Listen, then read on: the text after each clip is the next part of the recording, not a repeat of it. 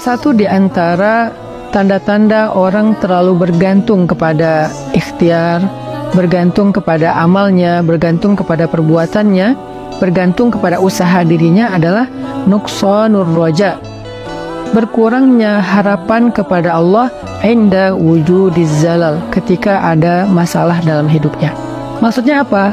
Seringkali kita gini, kita tuh jadi kayak berani berharap yang baik-baik kepada Allah kalau apa yang kita harapkan itu masih logis.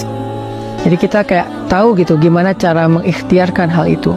Kita tahu bagaimana cara mendapatkan hal itu, sehingga kita masih berharap pada Allah, ya Allah mudahkanlah saya. Misalnya kayak kita pede bisa dapat kerjaan, atau misalnya kita udah ngerasa bahwa insya Allah saya layak mendapatkan pekerjaan itu, sehingga kita mendaftar di sebuah perusahaan. Kita masih berharap pada Allah supaya Allah mudahkan urusan kita.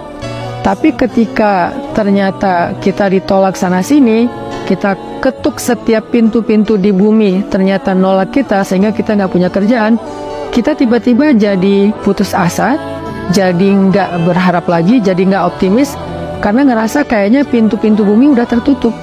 Karena ngerasa kayaknya ikhtiar kita itu udah mentok, kayaknya udah nggak ada lagi perusahaan yang bisa kita hubungi gitu. Sehingga ketika pintu-pintu di bumi udah tertutup, kita jadi berkurang juga harapan kita kepada Allah. Padahal orang yang baik dalam melibatkan Allah dalam hidup itu justru di saat pintu-pintu di bumi tertutup, dia masih berharap kepada Allah. Di saat itulah Allah terlibat.